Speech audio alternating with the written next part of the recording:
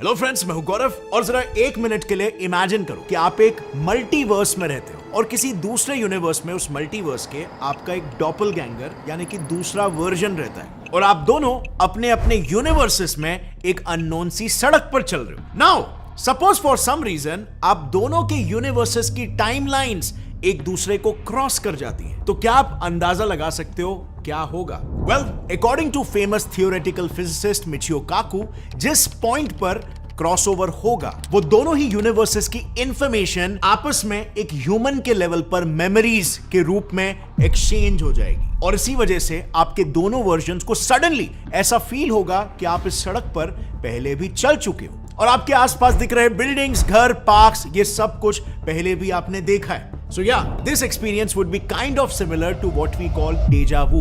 University of Zagreb की study के हिसाब से दुनिया के करीब 79% लोगों ने इसे एक्सपीरियंस किया। बट क्या इस डेजा वू के पीछे एक अनपॉपुलर कारण भी हो सकता है, जैसे मल्टीवर्स? वेल, फिलहाल के लिए तो ये असर्शन सिर्फ और सिर्फ एक हाइपोथेसिस है, इसके कुछ प्रमाण हमें अब तक नहीं मिले। बट एक चीज के प्रमाण अभी हमें मिल चुके हैं और वो ये है कि शायद मल्टीवर्स एक्चुअली में एग्जिस्ट करता है। एग्जैक्टली फ्रेंड्स, वही मल्टीवर्स जो कि अब तक सिर्फ थियरी में था। आपने बहुत सारे वीडियोस भी देखे रहेंगे मल्टीवर्स के ऊपर। इसे प्रूव करना बहुत ही मुश्किल है बिकॉज हमारे यूनिवर्स के बाहर क्या है ये हम कैसे प्रूव कर सकते हैं, जबकि हम तो हमारा जो फील्ड ऑफ विजन है वही हमारे यूनिवर्स के एज तक नहीं जा पा रहे। तो यूनिवर्स के बाहर क्या है इसे कैसे प्रूव किया जा सकता है? बट इटली के ट्रेंटो यूनिवर्सिटी के साइंटिस्टों ने एक ऐसा एक्सपेरिमेंट कंडक्ट किया है जिसने एक्सपेरिमेंटली ये प्रूफ कर दिया कि मल्टीवर्स एक्चुअली में एग्जिस्ट करता है। इनफैक्ट साल 2017 में एक औरत ने तो ऐसा मल्टीवर्स से जुड़ा हुआ एक्सपीरियंस रेडिट पर शेयर किया। मैं कुछ आपके साथ ऐसे एक्सपीरियंस से शेयर करना चाहता हूं जो कुछ लोगों ने रिपोर्ट किए, जिसको लिंक किया गया मल्टीवर्स के एग्जिस्टेंस से। आप मुझे बताना कि आपको इसमें कितनी सच्चाई लगती है। मैं ये नहीं कह रहा हूं कि ये सही है या गलत है या इन एक्सपीरियंसेस के पीछे मल्टीवर्स ही इकलौता रीजन है, वो तो आप बताओगे, लेकिन इन एक्सपीरियंसेस को जानते हैं। सो साल 2017 में एक औरत ने एक ऐसा मल्टीवर्स से जुड़ा एक्सपीरियंस रेडिट पर शेयर किया, आप सुनकर चौंक जाओगे। उस औरत ने यह दावा किया था कि उसके हस्बैंड के पैरेलल वर्जन ने दूसरे यूनिवर्स से उसे टेक्स्ट मैसेज किया। दरअसल साल 2017 में एक औरत को उसके फोन पर एक मैसेज आया, कोट, हु इज दिस? जब उस मैसेज को चेक करने के लिए उसने अपना फोन उठाया तो उसने ये देखा कि वो मैसेज उसके पति के नंबर से था। But on the other side उसका पति बगल में ही गहरी नींद में सो रहा था और उसका फोन भी साइड टेबल पर रखा हुआ था। फिर ये मैसेज आखिर कौन कर रहा था, उसे जानने की क्यूरियोसिटी में उसने सेंडर से उसका नाम और मैसेज करने का रीजन पूछा। सामने से जवाब आया, मेरे फोन में तुम्हारा नंबर सेव्ड है बट मैं तुम्हें नहीं जानता और इसीलिए मैंने मैसेज किया। अब इस पर उस औरत ने यह पूछा कि किस नाम से उसका नंबर उसके फोन में सेव्ड है।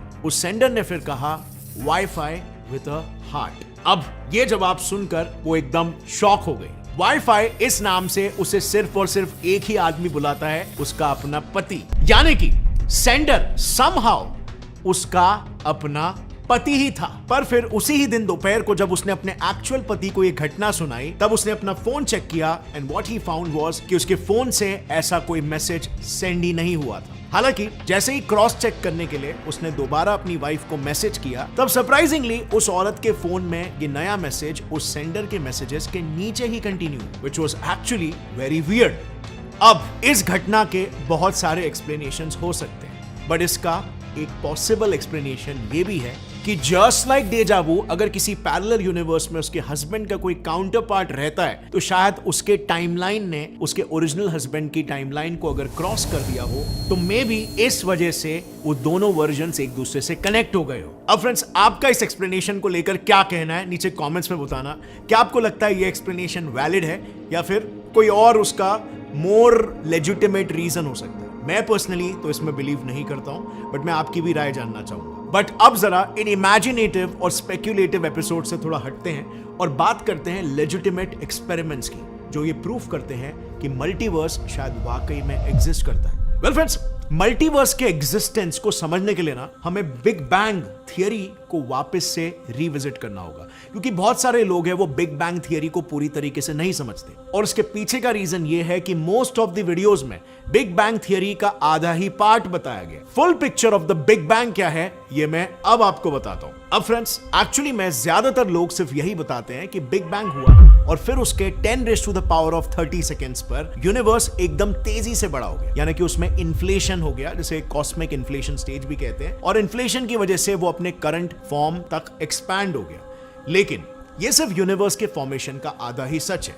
अगर आप इसके पूरे सच को समझ जाओगे तो आप यूनिवर्स के फॉर्मेशन के साथ साथ मल्टीवर्स के फॉर्मेशन को भी समझ पाओगे, क्योंकि as a matter of fact हमारे यूनिवर्स के फॉर्मेशन की कहानी में ही मल्टीवर्स के फॉर्मेशन की भी कहानी छुपी हुई है। तो according to cosmologist, big bang होने के जस्ट पहले सारी नोन एनर्जी एक पॉइंट पर केंद्रित थी और इसीलिए वो पॉइंट काफी अनस्टेबल था और एक ही झटके में एक बड़े धमाके के साथ फट गया, जिसे हम द बिग बैंग कहते हैं। अब आप इसे धमाका कहो या रैपिड एक्सपेंशन ऑफ स्पेस कहो, बात एक ही है। मैं यहां पर इसे धमाका कहकर बुलाऊंगा for ease of representation. Mind you, space यहां पर तेजी से एक्सपैंड होने लगा था, क्योंकि बिग बैंग के तुरंत बाद हमारा यूनिवर्स बना ही नहीं था और जो चीज अभी एक्सपैंड हो रही थी वो सिर्फ स्पेस थी। यूनिवर्स को बनने में थोड़ा समय था। एनीवेज, बिग बैंग के बाद उस छोटे पॉइंट में मौजूद सारी एनर्जी इस इन्फ्लेटिंग स्पेस में हर जगह इक्वली डिस्ट्रीब्यूट होती चली गई। इस पॉइंट पर अगर कोई बाहर से इन्फ्लेटिंग स्पेस को देखता तो उसे वो बाहर से एकदम शांत और स्टेबल दिखाई देता, बिल्कुल वैसे ही जैसे गैस पर रखे दूध को देखने पर हमें वो एकदम शांत और स्टेबल दिखाई देता है। बट असल में ऐसा होता नहीं है। उस दूध को मिल रही एनर्जी की वजह से उसके सबसे नीचे के पार्टिकल्स हीट अप होकर कन्वेक्शन की वजह से ऊपर सरफेस की तरफ बढ़ने लगते, जहां पर वो फिर से ठंडा होकर शांत हो सकते हैं। पर ऐसा करने के लिए उन पार्टिकल्स के पास दो रास्ते होते हैं। पहला, कन्वेक्शन की मदद से सीधा नीचे से ऊपर सरफेस पर जाना, और दूसरा, दूध में बबल्स फॉर्म करके उनके जरिए सरफेस पर जाना। अब डायरेक्ट सरफेस पर जाने वाले पार्टिकल्स के कंपैरिजन में बबल्स के रूप में जाने वाले पार्टिकल्स की एनर्जी कम होती है, और ऐसा इसीलिए क्योंकि बबल्स में एम्प्टी स्पेस के पॉकेट्स होते हैं जो उसके आसपास के गर्म दूध के पार्टिकल्स के कंपैरिजन में लेस एनर्जेटिक होते हैं। और इसी वजह से उबलता हुआ दूध जो हमें बाहर से देखने पर ज्यादा स्टेबल लगता है, असल में वो बबल्स के कंपैरिजन में ज्यादा अनस्टेबल होता है। और हमारा यूनिवर्स भी कुछ इसी तरह का है। कॉस्मोलॉजिस्ट के अनुसार जैसे दूध को मिली एनर्जी की वजह से उसके पार्टिकल्स धीरे धीरे करके पहले वाइब्रेट करने लगते हैं और फिर वहां पर बबल्स बनाते हैं, बिल्कुल उसी तरह बिग बैंग से मिली एनर्जी ने भी हमारे स्पेस टाइम में कुछ क्वांटम फ्लक्चुएशंस या सिंपली वाइब्रेशंस को जन्म दिया था, और फिर इन्हीं जगहों में कई सारे स्टेबल बबल यूनिवर्सेस पैदा हुए। पर इसका प्रूफ क्या है? वेल फ्रेंड्स, इसी साल इटली की ट्रेंटो यूनिवर्सिटी के फिजिसिस्ट ज़ैनिसिनी और उनकी टीम ने ओरिजिनली 1977 में प्रपोज्ड इस बबल यूनिवर्स थियरी को अब एक्सपेरिमेंटली प्रूफ करके भी दिखाया। दरअसल साल 1977 में American theoretical physicist Sydney Coleman ने बिग बैंग के बाद हमारे यूनिवर्स के साथ क्या हुआ होगा इसकी एक थियरी दी थी। इस थियरी के हिसाब से हमारा जो आज का करंट यूनिवर्स है, जो इतना स्टेबल नजर आता है, वो शायद इसीलिए स्टेबल है क्योंकि एक साधारण केमिकल रिएक्शन की तरह उसने भी एक बड़े एनर्जी बैरियर को क्रॉस कर लिया है। दरअसल एक साधारण केमिकल रिएक्शन में भी जब कुछ रिएक्टेंट्स को आपस में रिएक्ट करके एक प्रोडक्ट बनाना होता है तो उन्हें पहले एक मैसिव अमाउंट ऑफ एनर्जी को एब्सॉर्ब करनी पड़ती है ताकि वो रिएक्शन ट्रिगर हो। इस एनर्जी को आप एक्टिवेशन एनर्जी भी कह सकते हो। बट एक बार जब ये एनर्जी उसे मिल जाती है तो वो अपने इनिशियल रूप को छोड़कर उससे भी ज्यादा स्टेबल प्रोडक्ट में तब्दील हो जाता है। और यही वजह थी कि सिडनी ने सोचा बिग बैंग के बाद भी कुछ ऐसा ही हुआ होगा। उनके अनुसार बिग बैंग के बाद हमारा ब्रह्मांड भी एक तरह फॉल्स वैक्यूम स्टेट में चला गया था, जो किसी वैक्यूम की तरह कुछ हद तक स्टेबल था बट नॉट कंप्लीटली स्टेबल। और इसीलिए फिर जब इस फॉल्स वैक्यूम में मैटर के बीच केमिकल रिएक्शंस होने लगे और स्टार्स, गैलेक्सीज, ये सारी चीजें बनने लगी तो हमारे ब्रह्मांड में मौजूद मैटर को भी एनर्जी का एक बूस्ट मिला। और उस एनर्जी के पहाड़ को पार करने के बाद वो एक और भी ज्यादा स्टेबल स्टेट में पहुंच गया कॉल्ड ट्रू वैक्यूम, जहां पर प्लैनेट्स जैसी चीजें एग्जिस्टेंस में आ पाई। आई। यानी कि दिस इज हाउ हमारा आज का ये स्टेबल यूनिवर्स बना। पर फ्रेंड्स, इस पूरे एक्सप्लेनेशन में ना ही मल्टीवर्स आया और ना ही बबल्स। तो ये एग्जैक्टली इस ऑलरेडी सेंसिबल स्टोरी में कहां पर सेंस बनाते हैं? तो देखो, सिडनी के अनुसार जैसे उबलते हुए दूध के केस में पार्टिकल्स के पास ऊपर सरफेस पर आकर ठंडा होने के लिए दो रास्ते होते हैं, एक गर्म दूध में रहकर धीरे धीरे ऊपर आना और दूसरा बबल्स बनाकर जल्दी से ऊपर आना। बिल्कुल उसी तरह बिग बैंग से मिली एनर्जी को भी लूज करके स्टेबल होने के लिए हमारे ब्रह्मांड के पार्टिकल्स के पास दो रास्ते थे। पहला ऑर्डिनरी बिग बैंग थियरी, जिसमें अभी हमने देखा कि कैसे चीजों ने एक एनर्जी बैरियर को क्रॉस करके धीरे धीरे स्टेबिलिटी हासिल की, और दूसरा दूध के कुछ स्मार्ट पार्टिकल्स की तरह उन्होंने भी बबल्स फॉर्म करके एक स्टेबल लो एनर्जी स्टेट हासिल किया। सिडनी का कहना था कि मैक्रोस्कोपिक लेवल पर ब्रह्मांड में मौजूद चीजें सिर्फ पहले रास्ते के जरिए ही स्टेबिलिटी की तरफ बढ़ सकती है, लेकिन ये condition ultra microscopic quantum particles पर लागू नहीं होता है। एटम्स, इलेक्ट्रॉन्स, फोटॉन्स, क्वार्क्स ये अपने अल्ट्रा माइक्रोस्कोपिक लेवल पर क्वांटम टनलिंग या सिंपली उस एनर्जी के पहाड़ के बीच से एक शॉर्टकट मार सकते हैं, जैसे दूध में फॉर्म होते बबल्स करते हैं, ऊपर आकर सेम लेवल की स्टेबिलिटी अचीव करने के लिए। यानी कि इन शॉर्ट, जब ब्रह्मांड के कुछ शुरुआती पार्टिकल्स ने क्वांटम टनलिंग के जरिए स्टेबिलिटी हासिल की, तो एक्चुअली में क्या हुआ, उन्होंने अनगिनत बबल यूनिवर्सेस फॉर्म किए। एंड देयरफॉर इस पॉइंट के बाद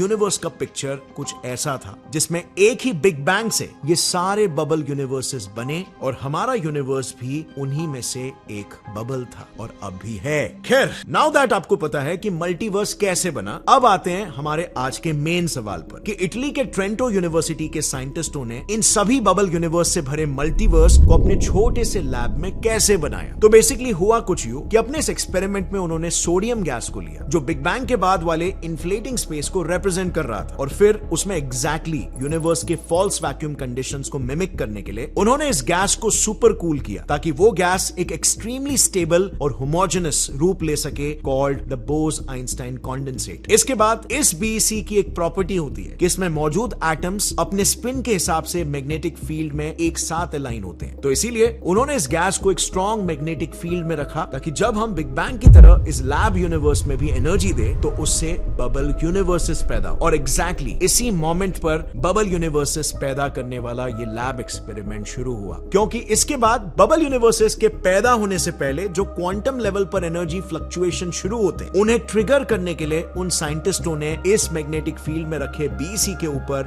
रेडिएशंस की बौछार करना शुरू कर दिया, और फिर उन्होंने देखा कि जैसे ही इन रेडिएशंस की फ्रीक्वेंसी एक फिक्स्ड वैल्यू डेल्टा एफ तक पहुंचती है, तो सडनली उस बीसी के सेंटर में मौजूद कुछ एटम्स बबल बनाते हुए ओरिजिनल बीसी से भी ज्यादा स्टेबल स्टेट में पहुंच जाते हैं। बेसिकली उन्होंने बीसी के कुछ एटम्स को फॉल्स वैक्यूम से ट्रू वैक्यूम में जाते हुए एविडेंटली देख लिया। लेकिन अब आता है यहाँ पर एक और एक सवाल, रेडिएशंस की वजह से एटम्स एक लो एनर्जी स्टेट में कैसे जा सकते हैं? क्योंकि लॉजिकली अगर देखें तो उन्हें एक हाई एनर्जी स्टेट में जाना चाहिए, राइट? तो यहां पर एग्जैक्टली हुआ क्या? वेल, देखो, इस लैब में बने मल्टीवर्स में पूरा गेम बेसिकली मैग्नेटिक फील्ड का है, जो साइंटिस्टों ने शुरुआत में ही दे दिया था। Now let me explain in detail. देखो, मान लो आप किसी मैग्नेट के बीच एक और एक छोटा सा मैग्नेट रखते हो, तो क्या होगा? छोटा मैग्नेट बिना किसी रेजिस्टेंस के तुरंत अपने आप को बड़े मैग्नेट के हिसाब से अलाइन कर लेगा, ताकि वो खुद भी उस बड़े मैग्नेट का हिस्सा बन के स्टेबल हो जाए। पर अब मान लो कि हमने एनर्जी लगाकर उसे जबरदस्ती उल्टी दिशा में घुमाने की कोशिश की, तो फिर क्या होगा? ऑब्वियसली वो शुरुआत में तो रेजिस्ट करेगा, क्योंकि वो उसके नेचुरल टेंडेंसी के विपरीत है, Newton's first law of motion. पर जब एक बार आप उसे पूरी तरीके से उलट देते हो, तो फिर वो उस बड़े वाले मैग्नेट के ऑपोजिट डायरेक्शन में अगेन अलाइन हो जाएगा, now forming two smaller magnets. तो बेसिकली साइंटिस्टों ने जब उसे रेडिएशन एनर्जी दी, तब उसके कुछ एटम्स मैग्नेटिकली फ्लिप कर गए एंड और भी ज्यादा स्टेबल मगर छोटे छोटे बबल्स में ग्रुप हो गए। एंड दैट्स हाउ उन्होंने इस एक्सपेरिमेंट से ये प्रूफ किया कि इन्फ्लेटिंग स्पेस फॉल्स वैक्यूम से ट्रू वैक्यूम में बबल्स के रूप में पहुंचता है, और इस प्रोसेस के दौरान फॉर्म हुए बबल्स इंडिविजुअल यूनिवर्सेस बनते हैं। पर फ्रेंड्स, अब सवाल ये आता है कि क्या ये सच में मल्टीवर्स के एग्जिस्टेंस का प्रूफ है? वेल, अगर थोड़ा क्रिटिकली सोचे तो शायद एकदम पुख्ता सबूत नहीं है, क्योंकि इस एक्सपेरिमेंट में एक फंडामेंटल कमी है। अब फ्रेंड्स, बिग बैंग के वक्त जो हुआ उसका पता हमने उससे निकले आफ्टर ग्लो यानी कि कॉस्मिक माइक्रोवेव बैकग्राउंड के रेमनेंट्स की वजह से निकाला था। लेकिन उसी CMB में हमें बाकी बबल यूनिवर्सेस के बनने का अब तक कोई प्रूफ नहीं मिला है। बट व्हाट इफ उसका प्रूफ CMBR में ऑलरेडी हो, जस्ट हम उसे डिटेक्ट नहीं कर पा रहे, क्योंकि रिसेंटली JWST डेटा ने यह प्रूफ किया कि हमारी CMBR से कैलकुलेट की गई यूनिवर्स की एज एक्चुअली में गलत है। इस डेटा के मुताबिक यूनिवर्स जितना दिखता है उससे दुगने एज का है। अब वो डेटा एक्चुअली में क्या बताता है, उसे देखकर साइंटिस्टों को ऐसा क्यों लग रहा है कि यूनिवर्स हमारा दुगना एज का है, और आखिर उन्होंने वापस से यूनिवर्स की एज को क्यों कैलकुलेट किया। इन सभी सवालों के जवाब मैंने अपने इस वीडियो में डिटेल में कवर कर लिया है, जिस पर आप क्लिक करके इसे देख सकते हो। फिलहाल आज के लिए बस इतना ही फ्रेंड्स। अगर आपको ये वीडियो पसंद आया, कुछ नया सीखने मिला इससे, तो एक लाइक जरूर ठोक लेना, शेयर करो इस वीडियो को, सब्सक्राइब कर लो Get Set Fly Science channel को, क्योंकि ये चैनल आपकी क्यूरियोसिटी को अलाइव रखेगा। See you next time. Stay curious, keep learning and keep growing. Jai Hind.